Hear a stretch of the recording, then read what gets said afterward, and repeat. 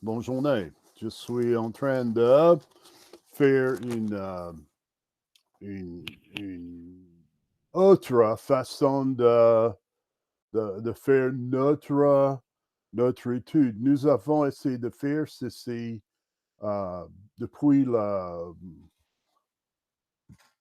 depuis hier. Et on a voulu éditer et faire téléchargement, mais ça n'allait pas. Alors, ma fille a suggéré que je fasse ceci encore une fois à la maison, derrière une porte fermée où euh, il n'y a pas de problème. Et bon, je suis en train de faire le message que je devais faire ce matin avec vous maintenant. Prions que ceci euh, touche votre cœur. Nous sommes dans l'évangile selon Marc.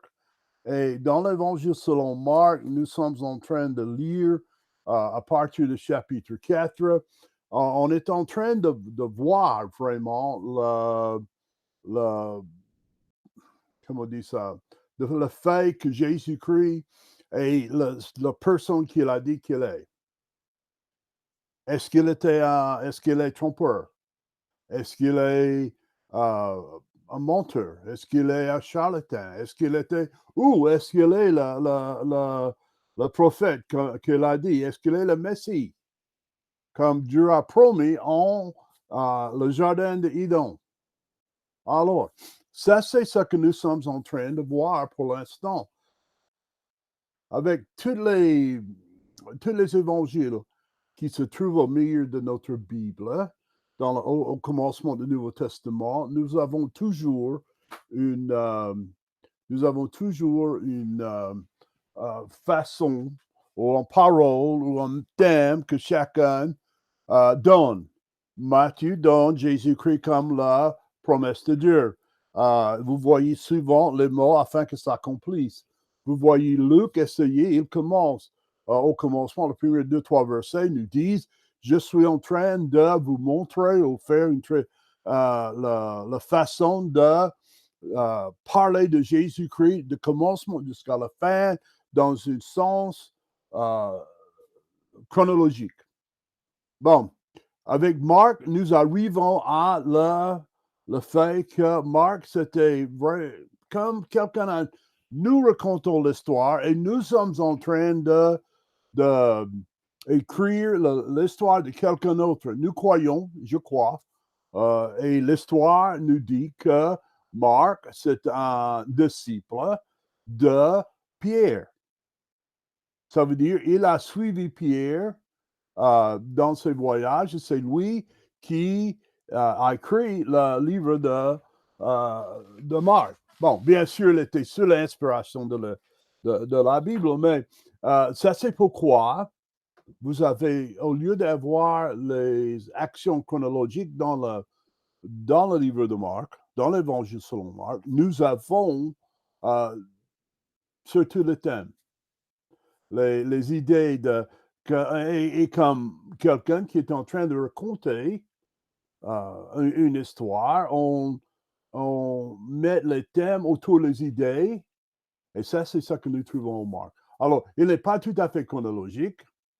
Il y a des choses qui arrivent vers la fin de Marc, qui étaient au commencement de la vie de Christ, et il y a des choses qui étaient au commencement de Marc, qui étaient vraiment dans la fin de la vie de Jésus. Bon, disons cela, nous avons les thèmes,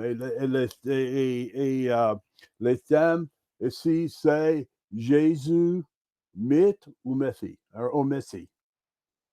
Pouvons-nous avoir confiance dans la parole de Dieu? Bon, normalement, ceci est mieux. Notre action ne trouve pas dans le désert, comme vous voyez le grand cercle. Notre action arrive dans les régions de la mer de Galilée, et là où se trouve Capernaum, et là, qui n'était pas loin de Nazareth. Jésus est vraiment, il a grandi dans la ville de Nazareth. Il est allé dans la rivière Jordan. Vous voyez la rivière Jordan là. Et puis, il est baptisé dans le rivière Jourdain par Jean-Baptiste. Alors, ceci, c'est la région laquelle nous voyons. On est à Marc chapitre 4.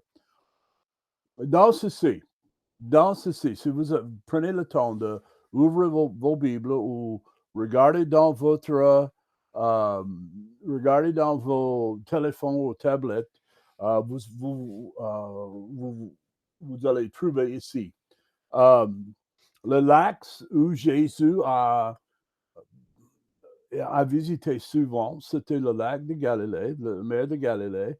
Et là, c'est l'endroit où Pierre a été appelé par Jésus, son frère André, Jean et Jacques, et plus tard, Lévi est trouvé là.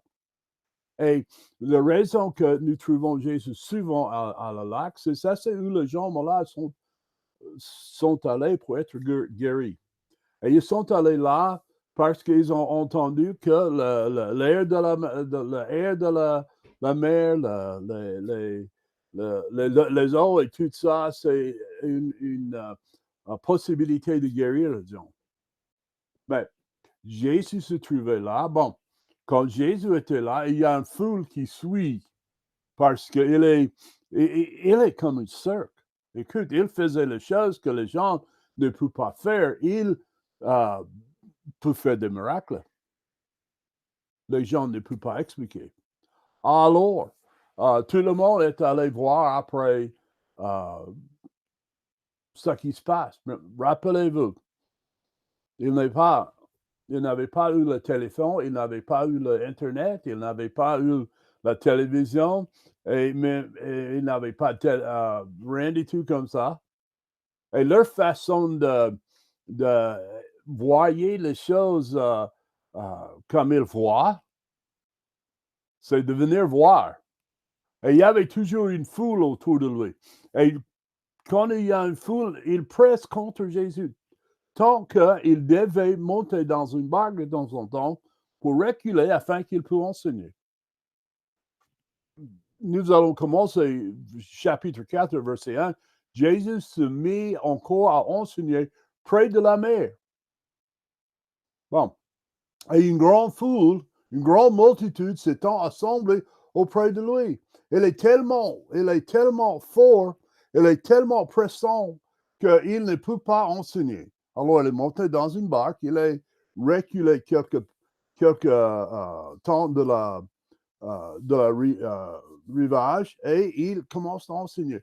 Ceci, c'est la 8e ou 9e fois dans ce passage que nous voyons Jésus en train d'enseigner.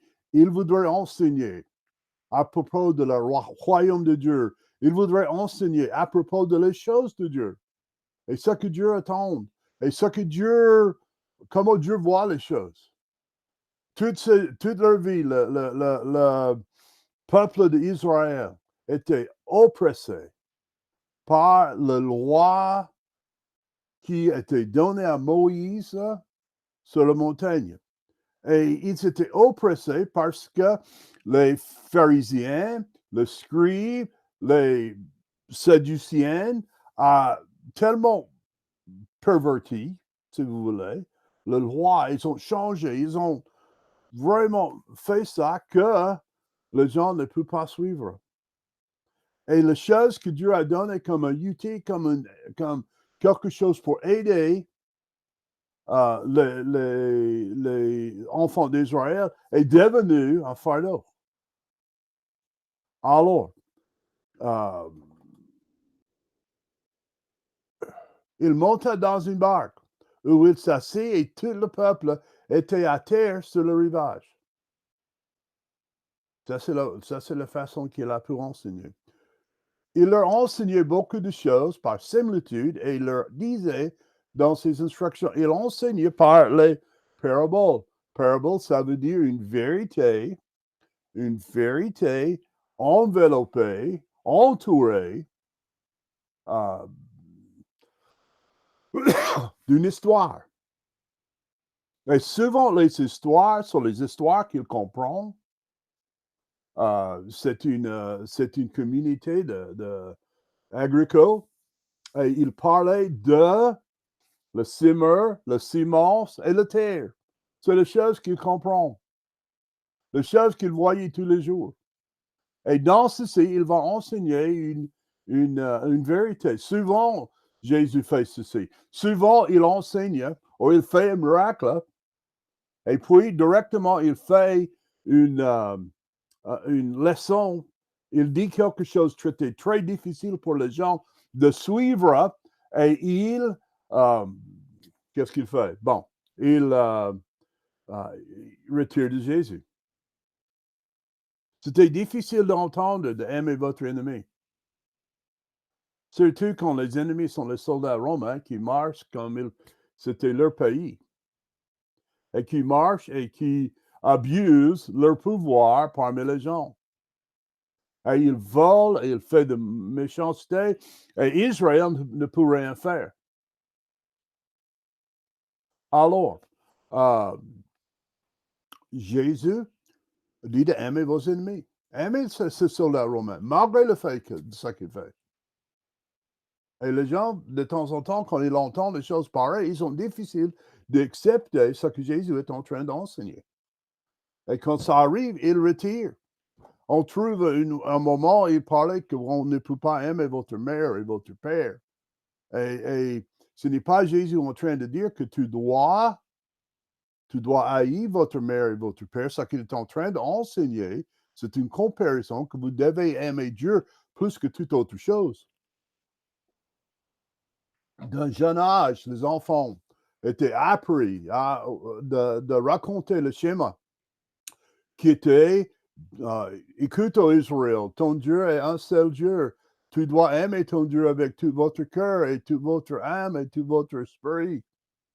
Et c'est une chose qu'il a appris depuis leur enfance. Maintenant, Jésus commence à enseigner dans les parables. Et il voudrait que les gens écoutent et comprennent. Mais vous savez, quand on écoute quelque chose, il y a vraiment deux façons d'écouter. Je vais dire une chose parce que je suis un homme et je fais ceci. Honnêtement, de temps en temps, ma femme commence à parler. Et quand elle commence à parler, c'est un sujet que ça ne m'intéresse pas ou je ne veux pas entendre. Et tu sais ce que je fais? J'entends les mots qu'elle dit. Ben, c'était comme je fais un interrupteur et je fermais ma compréhension. Alors, elle parle, à un moment donné, je dis oui, oui, yeah, OK. Mais à la fin, je n'ai rien entendu, je suis ignorant de ce qu'il a dit. 2 semaines plus tard, ils disent, mais nous avons discuté ceci. Pas vraiment. Je ne me souviens pas qu'on a discuté ceci. Je me souviens qu'elle m'a parlé. Et bon, il y a les gens comme ça. Mais il y a les autres qui écoutent et disent, c'est intéressant, c'est quelque chose que j'ai besoin d'écouter et appliquer à ma vie. La Bible nous enseigne la vraie sagesse, c'est quand nous voyons, écoutons la parole de Dieu, et nous pouvons transférer ça à notre vie quotidienne. Verset 3, écoutez, un semeur s'en allait pour semer. Il arriva qu'un ciment, une partie de la semence tomba le long du chemin. Et les oiseaux venirent et le mangèrent tout. Pardon. Une autre partie tomba sur les endroits périlleux où elle avait peu de terre, et il leva d'abord parce qu'il n'entre pas profondément dans la terre, mais quand le soleil fut levé, il fut brûlé, et parce qu'il n'avait pas de racines, il sécha.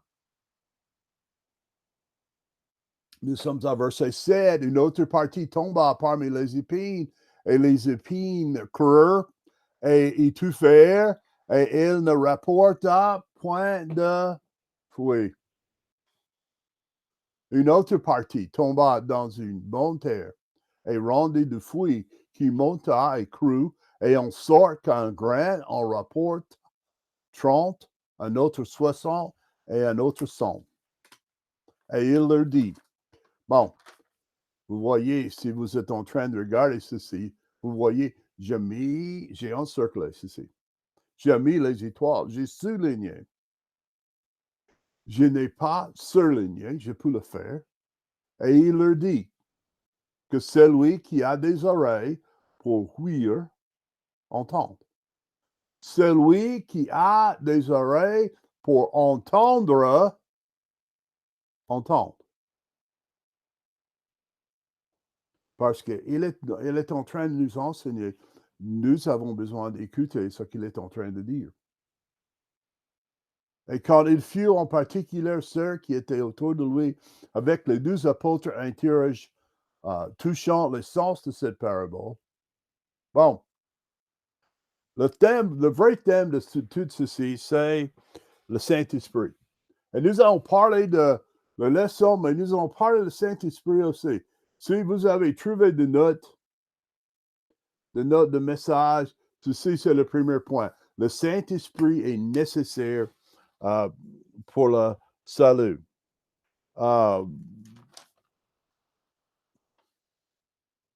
Le Saint-Esprit est nécessaire pour le salut. La Bible nous dit que sauf si le Saint-Esprit nous tire, vers Dieu, on n'écoute pas le message de Dieu. Vous dites, mais vous parlez d'entendre et tout ceci. Qui fait la différence? C'est le Saint-Esprit. Le Saint-Esprit travaille en nous afin que nous écoutons et nous voyons, nous entendons, et il utilise les paroles de Dieu, la parole de Dieu, pour nous tirer vers lui. Ce qui était vrai pour eux est vrai pour nous aujourd'hui. Le problème que nous avons, c'est que nos vies sont tellement remplies de choses, des obstacles, les empêchements, que c'est la voix de Dieu, les indications de Dieu, les indices de Dieu. C'est difficile d'écouter, c'est difficile de voir. Les obstacles, c'est les choses qui bouchent nos oreilles. On doit poser la question, est-ce que le Saint-Esprit est en train de parler à votre cœur? Mais vous avez tellement de choses qui vous empêchent d'entendre. École, travail, famille, scud. Bon, je vais dire quelque chose que les gens n'aiment pas que je dise, mais je vais dire quand même. Le sexe, le péché, et tout ceci, vous dites, ah là là là là là là. Le Saint-Esprit n'a jamais me parlé. Ça, c'est parce que vous avez trop d'obstacles entre vous et Dieu. Vous souvenez-vous, on a parlé de ceci la semaine passée. Il faut avoir le temps avec Dieu. Il faut d'être un vrai suivant de Jésus-Christ. D'être quelqu'un qui est sauvé et puis qui voudrait suivre Jésus-Christ. Il faut être avec lui. Il faut être avec lui dans la prière. Il faut être avec lui dans la parole de Dieu. Il faut être avec lui dans le témoignage. Et nous allons parler de ça plus tard. Dans cette parabole de Simon et Simon et tout ça, qui êtes-vous dans cette histoire? Ah, ça c'est une bonne question. Parce que si vous avez écouté la parole de Dieu et arrêté un jour et dit, je voudrais que Jésus-Christ soit mon Seigneur et soit mon Sauveur, et vous avez prié et vous avez confessé Jésus-Christ comme Seigneur et Sauveur, et vous avez cru dans votre cœur que Dieu l'a ressuscité de mort, la Bible dit que vous êtes sauvés. C'est le Saint-Esprit qui a vous guidé jusqu'à ce point. Bon, maintenant, tout est changé. Maintenant, tout est changé dans votre vie. Vous êtes celui qui Vous êtes celui qui lance la sémence. Vous êtes celui qui donne. Vous êtes celui qui donne les sémences. Alors, vous êtes la fermière, vous êtes le semeur, et vous êtes en train de donner les sémences aux autres. Bon, vous dites même, pasteur, écoute, tu ne comprends pas toute ma vie, mais je suis en train de lire ma Bible. Ce n'est pas, ça doit être plus que ça. C'est bon que vous lisez votre Bible. Mais la meilleure chose que vous êtes en train de laisser la Bible entrer dans votre vie comme application, comme nécessité, comme pardon, comme principe de vivre par lequel je vais vivre. Bon, la parole de Dieu en vous change votre vie. Vous lisez un texte et à la fin, vous retournez et faites exactement ce que vous avez fait avant. C'est difficile pour moi de comprendre les gens qui entendent la parole de Dieu et ouvrent la Bible et suivent le texte et suivent tout ce qui se passe. Et puis, c'était comme ils ont laissé leur foi ailleurs. Ils quittent la salle, ils quittent la séance, ils quittent la réunion, ils entrent chez eux. Et c'était comme ils n'ont pas eu un message biblique ou un message de Dieu. Leur vie ne change pas, leur attitude ne change pas, leur action ne change pas. Alors, c'est la parole de Dieu qui est important. Et maintenant, vous êtes changé. Le Saint-Esprit entre dans votre vie et il est nécessaire qu'il entre dans votre vie parce qu'il vous amène au salut avec Dieu. Alors, vous n'êtes plus en terre. Vous n'êtes plus en terre, vous êtes le semeur et vous lancez la sémence. Et vous jetez aux gens autour de nous. Le meilleur témoin, le meilleur évangéliste n'est pas le pasteur. Le meilleur évangéliste, c'est celui qui vit une vie chrétienne, mais qui parle de Dieu avec les gens autour de lui. Qui parle de ce que Dieu peut faire autour de lui. Les témoignages inintentionnels. J'ai entendu les gens qui disent, je vais témoigner de Dieu par ma vie. Dieu t'a sauvé en 1968 et depuis que je t'ai sauvé, je n'ai jamais eu quelqu'un qui m'a arrêté pour dire, bon, vous êtes un enfant de Dieu parce que, à cause de la façon que vous vivez. Vous êtes un enfant de Dieu et c'est parce que Jésus-Christ est mort sur la croix il y a 2000 ans et maintenant ça change votre vie aujourd'hui et comme ça, non, ça n'est jamais arrivé à moi. J'explique. Je parlais de ce que Jésus peut faire dans leur vie et ce qu'il faut faire pour être un enfant de Dieu. Bon, et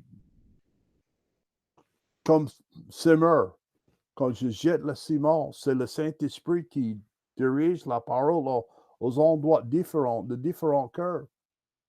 Parfois, ça tombe. La sémence reste la même. Laisse-moi vous dire ça. La sémence reste la même. C'est toujours là. Pardon. C'est toujours le fait que Jésus-Christ est venu, Dieu lui-même est venu en chair sur la terre, qu'il a vécu une vie parfaite. Et puis, il est allé à la croix comme un homme et comme Dieu pour porter le péché de l'humanité. Il est mort, il est ressuscité, et maintenant, il s'assied à la droite de Dieu et intercède pour nous, comme médiateur. Qu'est-ce que ça veut dire tout ça? Ça, c'est l'Évangile. Ce message ne change pas avec les temps. Ce message ne change pas avec l'introduction de la Bible. C'est l'Évangile de Dieu. Et ce message, c'est le message qu'on partage avec tout le monde. Et on ne change pas ce message. Bon. Qu'est-ce qui arrive? Dans notre parabole, il lance la semence et une partie tombe sur le chemin. Le chemin, c'est l'endroit où tout le monde marche. Et quand tu marches, ça devient dur. Et la parole de Dieu ne entre pas dedans, pénètre pas dedans. Et les oiseaux viennent pour manger. Bon. Satan, on n'aime pas de penser, mais il est une vraie personne. Et il vient. Quand la parole est en train d'être sémée, Satan vient pour arracher, pour prendre la parole de Dieu avant que ça prenne racine. Il y a quelques années passées, on est allé à Amsterdam. Il y a une parc là, une place où nous sommes en train de passer et ils vendent la nourriture pour les pigeons. Et mes filles ont pris cette nourriture, ils ont marché à travers la place et quand ils sont en train de marcher à travers la place, les pigeons sont venus, ils sont partout, ils sont dans leur tête, sur leur épaule et tout ça autour d'eux, en train d'arracher cette nourriture. Et ça, c'est exactement ce que Satan fait. Il vient arracher la parole de Dieu avant que ça prenne racine dans votre vie.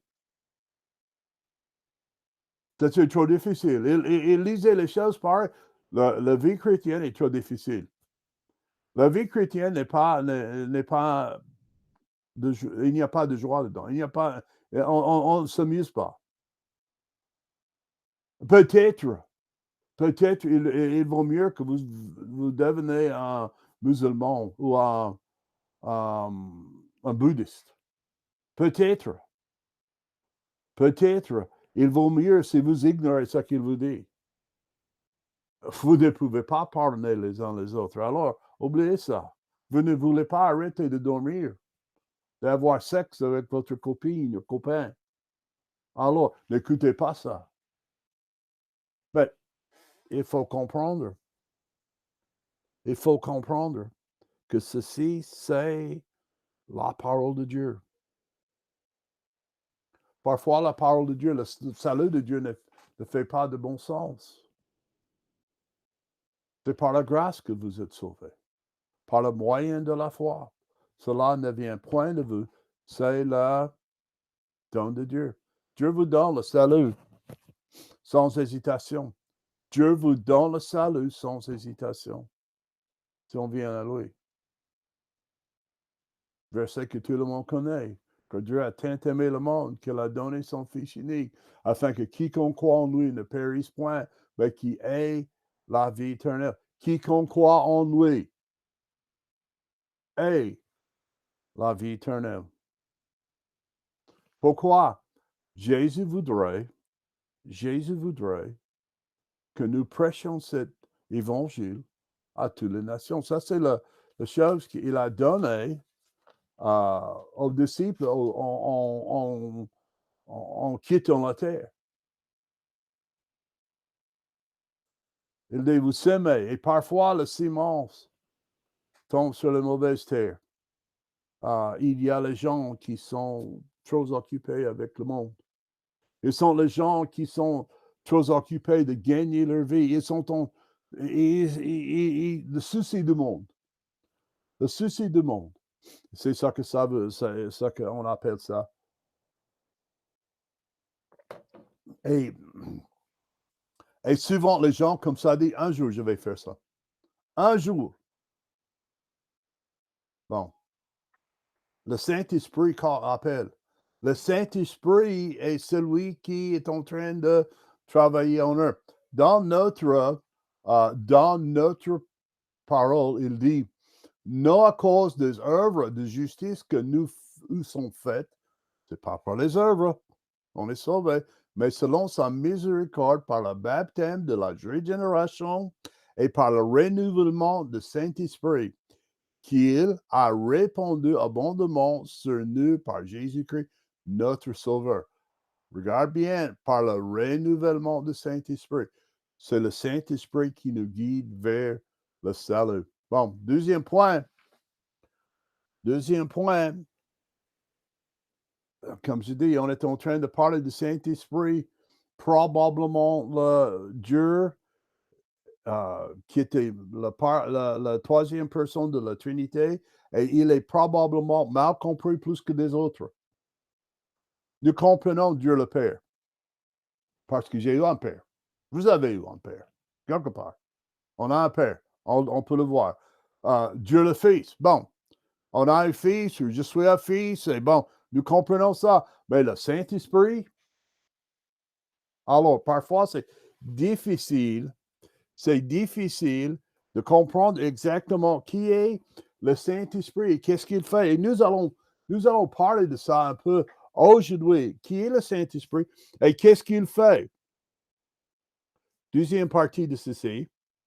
Il parlait, verset 21 dans notre texte, il parlait de le fait de nous prenons en bougie. Nous prenons en bougie et nous ne cachons pas sur un boisseau, ni en dessous un lit, mais nous mettons ça sur une chandelier, et on met ça sur aussi haut qu'on peut pour donner la lumière. Qu'est-ce que ça veut dire tout ça? Le Saint-Esprit est nécessaire pour honorer Dieu dans nos vies. Quand nous sommes en train de manifester la lumière au-dedans de nous, aux autres, nous sommes en train de tourner les gens vers Dieu. Matthieu chapitre 5, verset 16, vous êtes la lumière du monde. Que votre lumière luise ainsi devant les hommes, qu'ils voient vos bonnes œuvres et qu'ils glorifient votre Père qui est aux cieux. Leçon de science. Je ne suis pas scientiste, je sais ça. Ouais. Tout le monde savait que la lune n'a pas de lumière d'elle-même. La lune n'a pas de lumière d'elle-même. La lumière qui vient de la lune, c'est une réflexion de le soleil qui brille sur le visage de la lune et qui reflète tellement fort que parfois, quand vous marchez la nuit avec une pleine lune, vous pouvez voir comme il était en plein soleil. Jésus a dit que votre lumière luise ainsi devant les hommes. C'est le même mot, la même idée que la lune qui fait briller sa lumière pendant la nuit, que votre lumière luise ainsi devant les hommes, qu'ils voient vos bonnes œuvres et glorifient votre Père qui est aux cieux. Le fait que nous sommes les enfants de Dieu et on reflète la gloire et l'honneur et l'adoration de Dieu dans notre vie d'une façon que ça honore Dieu afin que les gens voient les bonnes œuvres que nous faisons et ils glorifient Dieu aux cieux par nos vies. Que le monde voit que Dieu est en train de travailler dans notre vie. Que le monde voit que Dieu est la chose, la priorité dans notre vie. Troisième chose, il y a 2 Thessaloniciens, chapitre 2, verset 13. Mais pour nous, mes frères bien-aimés du Seigneur, nous devons rendre de continuellement action de grâce à Dieu, cause de vous et ce qu'il vous a choisi dès le commencement pour vous donner le salut par la sanctification de l'Esprit et par la foi et la vérité. Le Saint-Esprit est nécessaire à la maturité en Christ. Qu'est-ce que ça veut dire tout ça?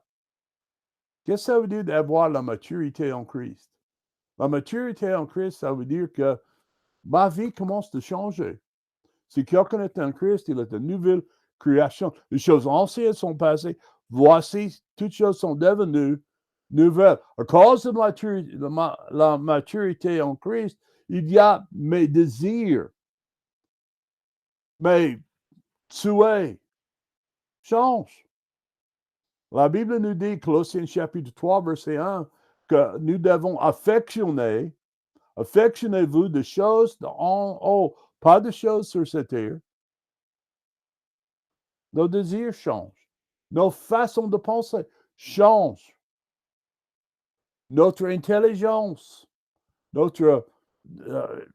est transformée. Que nous cherchons de faire et de suivre Jésus-Christ et de trouver sa volonté parfaite dans nos vies. Bon, car ceux qui sont conduits par la chair s'affectionnent aux choses de la chair, mais ceux qui sont conduits par l'Esprit s'affectionnent aux choses de l'Esprit. Car l'affection de la chair donne la mort, mais l'affection de l'Esprit produit la vie et la paix. Qu'est-ce que ça veut dire tout ça? Le Saint-Esprit change la direction que nous irons. Je raconte l'histoire après que j'étais sauvé.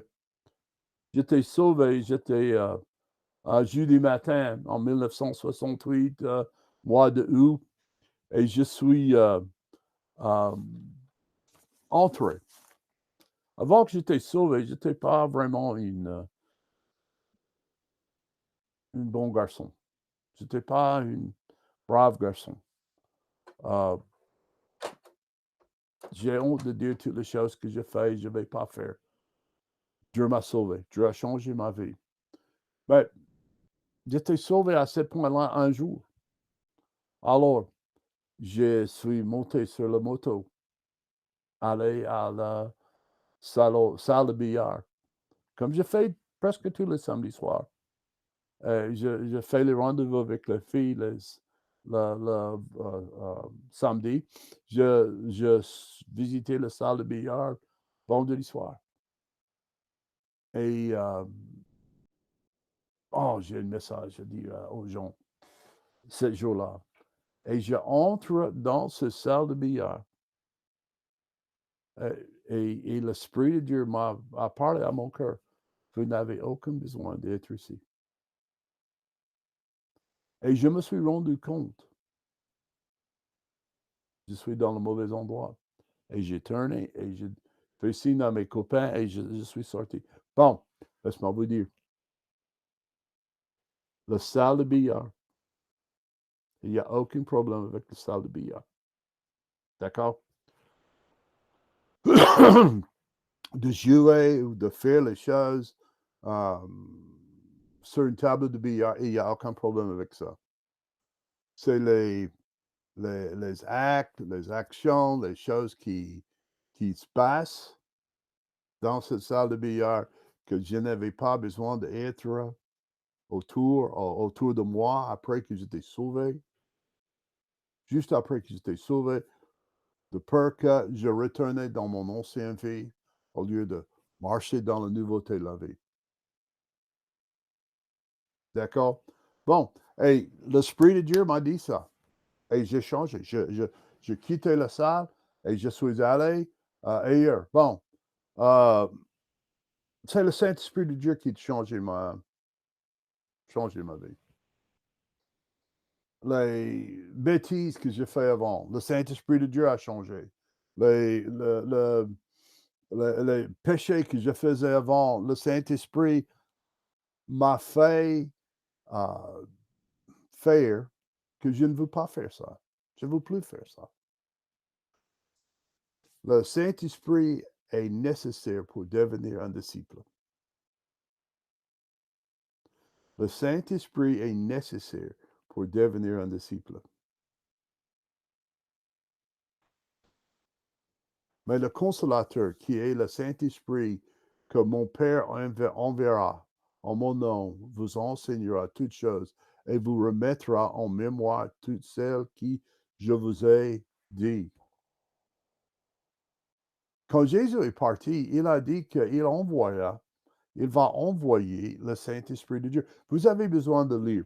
Si vous voulez savoir un peu les choses qui parlaient de le Saint-Esprit de Dieu.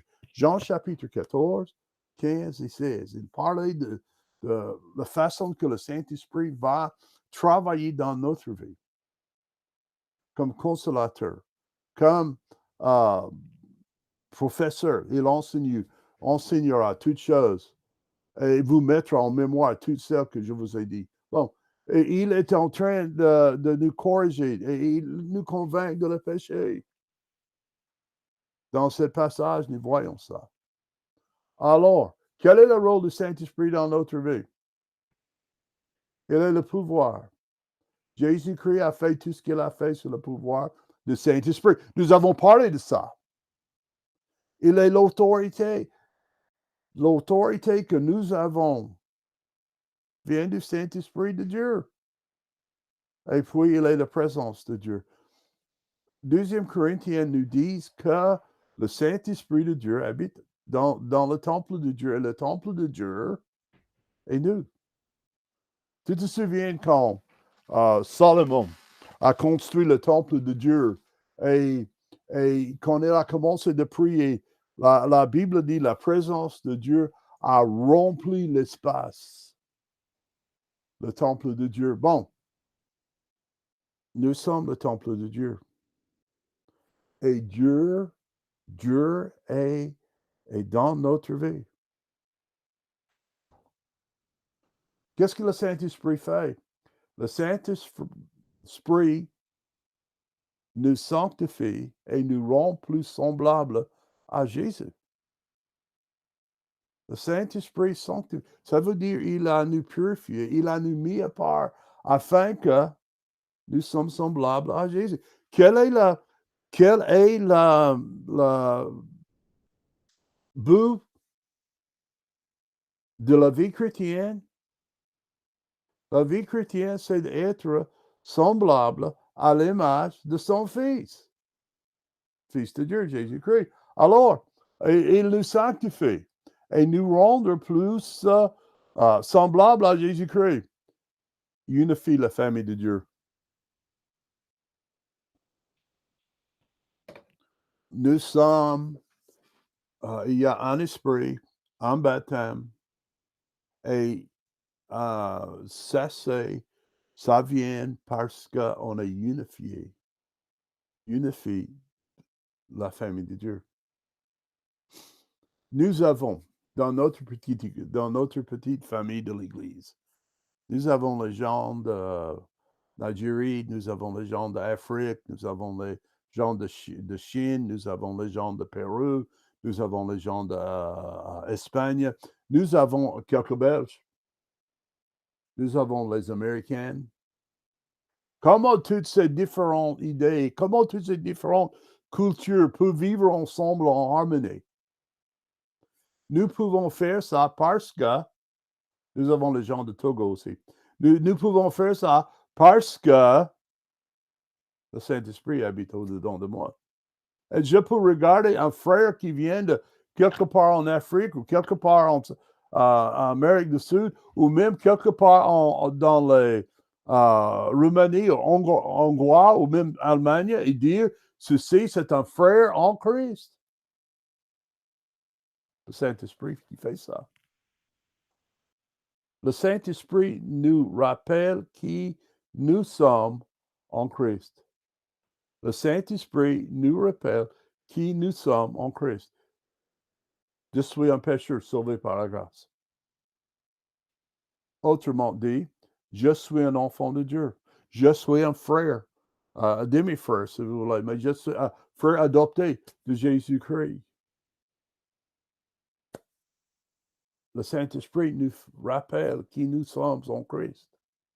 Et comment nous sommes arrivés à ce point.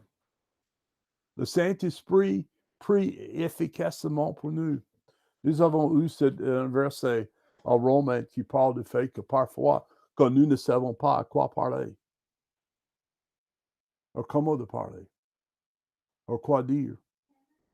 Le Saint-Esprit peut diriger nos prières vers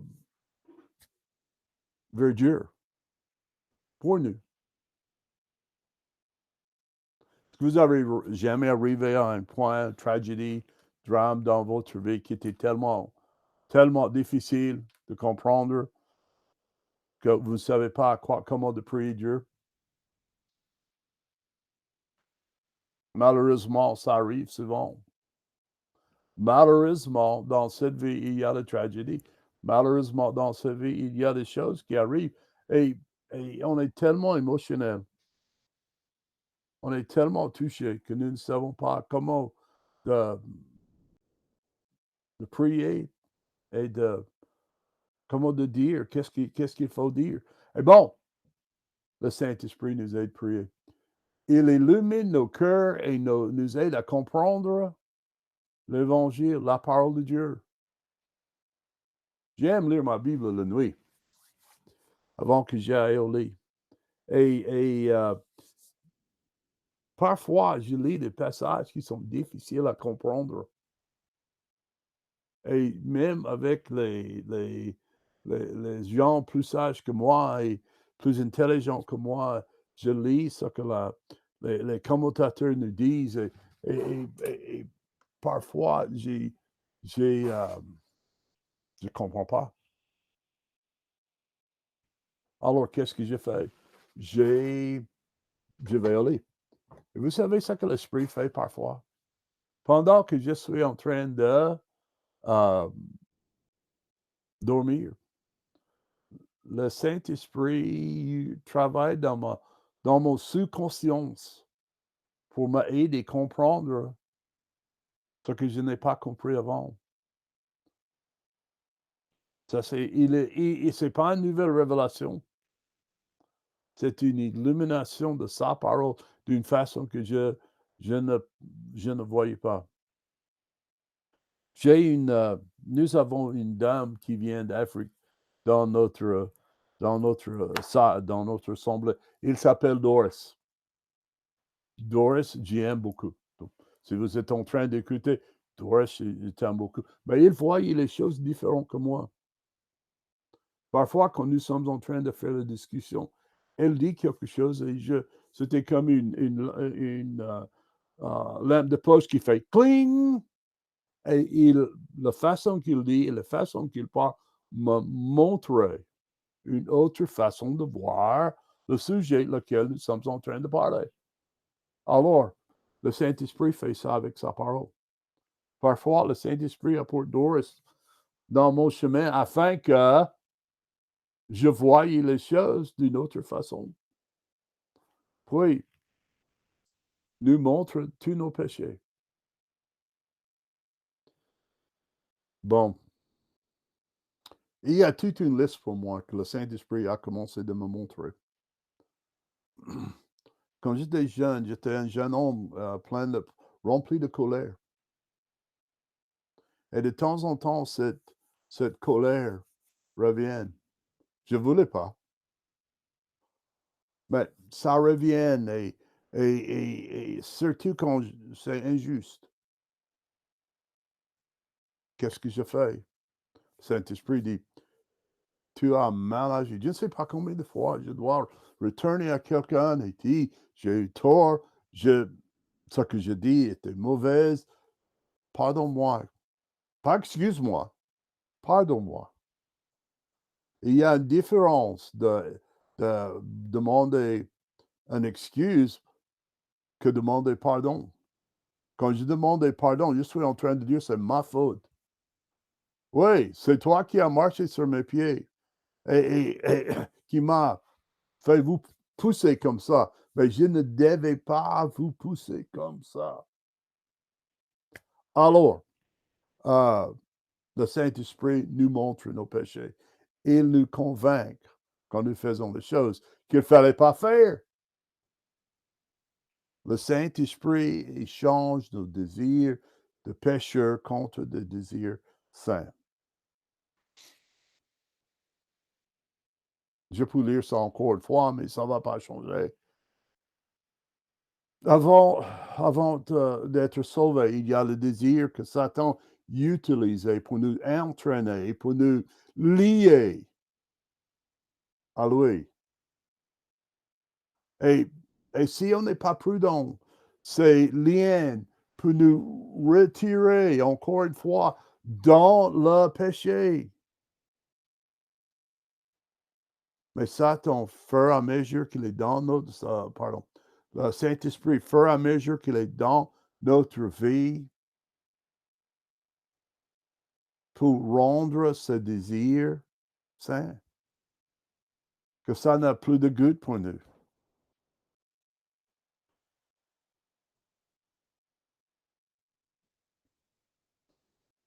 Le Saint-Esprit fait des miracles. Est-ce que Dieu fait des miracles aujourd'hui? Oui. Il y a les guérissons que les médecins ne peuvent pas expliquer. Il y a les gens qui s'étaient prononcés à mort et 2 minutes après, ils commencent à respirer encore une fois. La science ne peut pas expliquer. Et on dit, mais comment il est... Le Saint-Esprit travaille toujours. Le Saint-Esprit travaille toujours.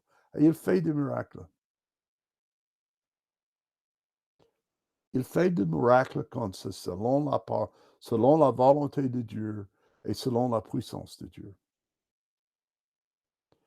Je ne peux pas expliquer pourquoi quelques gens sont guéris et quelques gens ne sont pas guéris. Dieu le sait. Mais s'ils sont guéris par la puissance du Saint-Esprit. Alors, ça, c'est la chose qui fait le Saint-Esprit. Est-ce que le Saint-Esprit travaille en vous? Comment tu sais, pasteur? La Bible parle de fait, le mot Saint-Esprit, il s'appelle consolateur, que nous avons lu. Le mot, c'est paraclite. C'est le mot paraclite en grec. Et ça veut dire celui qui vient en dessous pour supporter, se soutenir c'était comme une fondation, peut-être. Et il nous rendra puissantes le Saint-Esprit, il nous rendra autorité par le Saint-Esprit. Sa présence est au-dedans de nous. Et quand le Saint-Esprit domine votre vie, quand Dieu domine votre vie, Galates chapitre 5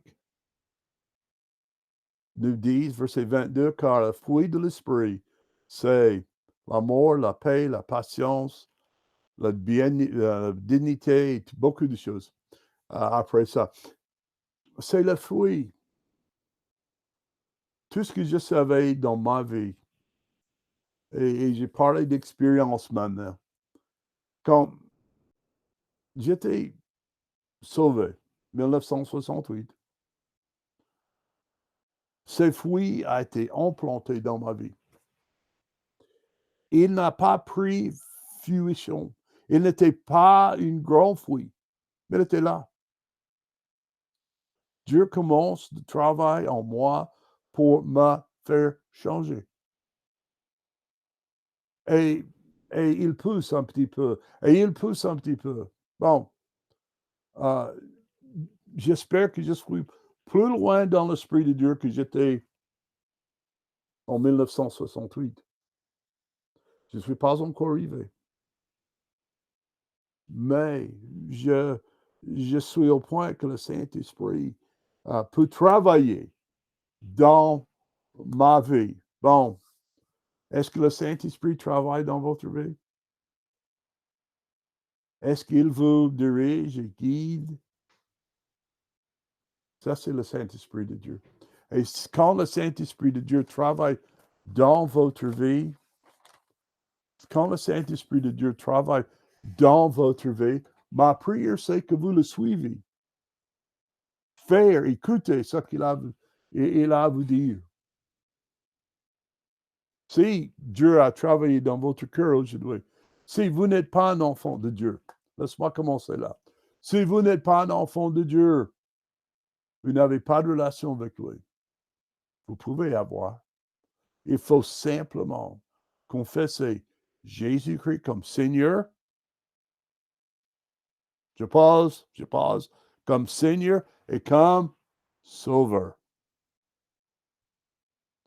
Et croire que Dieu l'a ressuscité de mort, tu seras sauvé. Bon. Si vous avez fait une décision pour Christ, écris-moi. Mon email se trouve à ebbrexenstar.com. ebbrexenstar.com. Église baptiste biblique. C'est notre site internet. Et ebbrexenstar.com. Et envoyez-moi, s'il vous plaît, quelque chose. J'aimerais bien prier pour vous. J'aimerais bien vous envoyer la littérature, des choses pour vous aider à grandir dans votre vie chrétienne. Ma prière pour vous, c'est que ces paroles vous encouragent, que ces paroles vous encouragent dans votre vie chrétienne. Et que pour vous, Dieu devient quelque chose de bien, devient quelque chose que Dieu devient quelque chose d'important pour vous. Et que vous suivez avec tout votre cœur. Que Dieu vous bénisse.